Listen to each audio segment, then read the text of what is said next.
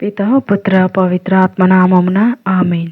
ప్రియ స్నేహితులారా, మీ అందరికీ దేవుని యొక్క ఆశీస్సులను తెలియచేస్తూ జనవరి 29వ తారీఖు గురువారం. ఈనాటి మొదటి పట్టణము సమూయేలు 2వ గ్రంథం 7వ అధ్యాయం 18-19 వచనములు మరియు 24 వచనం నుండి 29వ వచనం వరకు.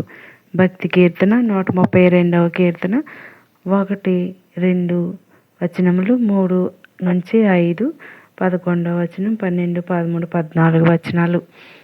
మార్కు సువార్త 4వ అధ్యాయం 21వ వచనం నుండి 25వ వచనం వరకు. ఈనాటి సువార్త పఠనాన్ని భక్తి శ్రద్ధలతో చదివి ధ్యానించుదాం.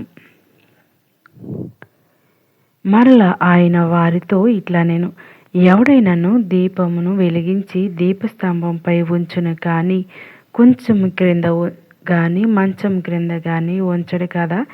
దాచబడినది ఏదియు బట్టబయలు కాకపోదు, బయలుపరచుటకే కానీ ఏదియు దాచబడలేదు. కనుక వినుటకు వీలున్నవాడు వినునగాక.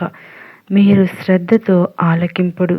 మీరు ఏ కొలతతో కొలుతురో ఆ కొలతతోనే మీకును కొలవబడును, అంతకంటే అధికముగా కొలవబడును. ఉన్నవానికే మరింత వసగబడును, లేనివాని యొద్ద నుండి వానికి ఉన్నదియును తీసివేయబడును.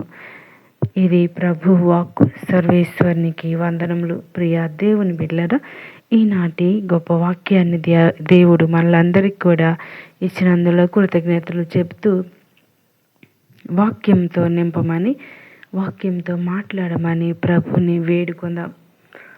ధ్యానాంశం: దీపం వెలుగు విరజిమ్మును. నేటి మొదటి పఠనము ఒక నూతన జీవం మార్గం గురించి తెలియచేస్తూ ఉంది. దయగల దేవుడు దావీదు మహారాజుతో మాట్లాడటం మనం చూస్తూ ఉన్నాం.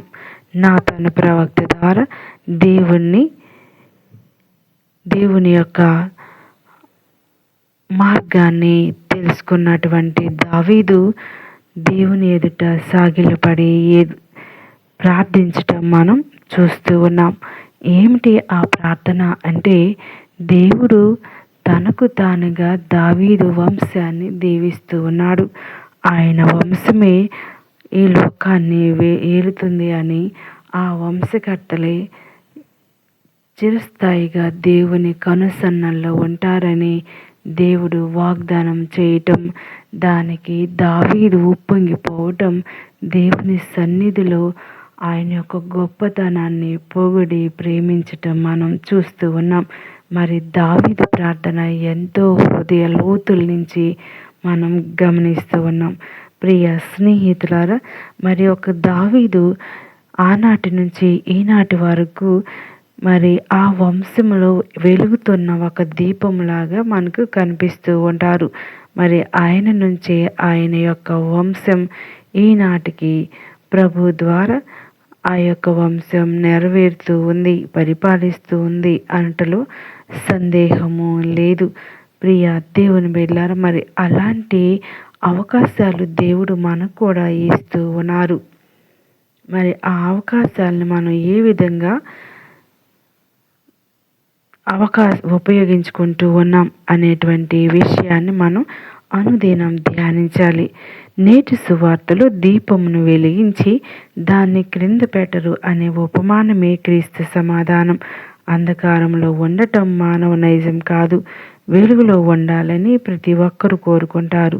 దీపం వెలుగును విరజిమ్ముట దాని లక్షణం. ఆ వెలుగును అందరికీ ప్రసరించేటట్లుగా దీపస్తంభంపై ఉంచుతాం. పూర్వ నిబంధనలో దీపం అనే పదాన్ని పలు విధాలుగా వినియోగించారు. యోదయ సాహిత్యంలో దీపాన్ని దేవుని రూపంగాను, మెస్సియాను సూచించేదిగాను, ఇజ్రాయేలు ప్రజలకు సంకేతంగాను, యెరూషలేం దేవాలయానికి గుర్తుగాను ప్రస్తావించారు. నూతన నిబంధనలు మార్కు సువార్తికుడు దీపం చిహ్నాన్ని యేసుకి వాడారు. దీపంలానే సువార్త విత్తనం రహస్యంగా దాచబడినదిగా, క్రమంగా ఆవిష్కరింపబడుతున్నదిగా చూపెడతాడు. ఈ ఉపమానం ద్వారా దేవుని రాజ్యం మన మధ్యనే ఉంది, దీన్ని తెలుసుకోవాల్సిన బాధ్యత మనందరిపై ఉందని తెలిపారు.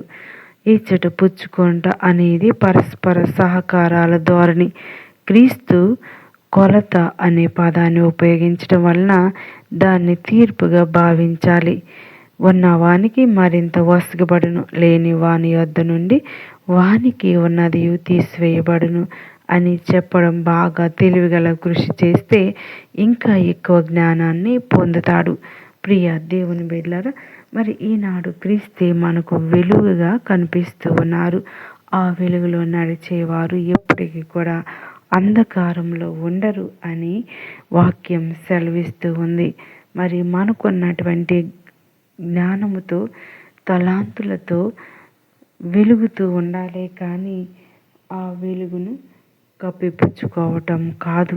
మరి దేవుని యొక్క సేవకు ఆ తలాంతులను ఉపయోగించాలి. సువార్త ప్రకటన కోసం పాటుపడాలని ప్రభు మనలందరినీ కూడా ఆశిస్తూ ఉన్నారు.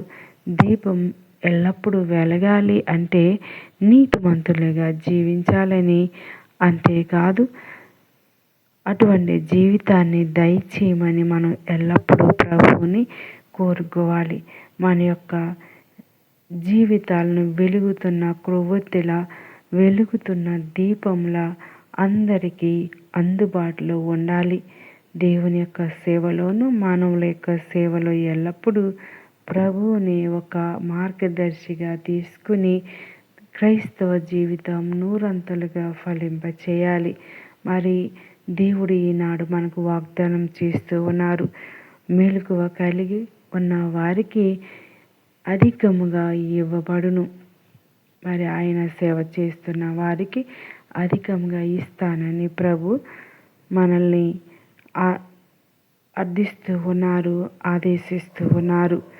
మరి ఎప్పుడైతే మనం సోమరులుగా ఉంటామో, ఎప్పుడైతే దేవుని నిర్లక్ష్యం చేస్తామో అవి మన నుంచి తీసివేయబడతాయి.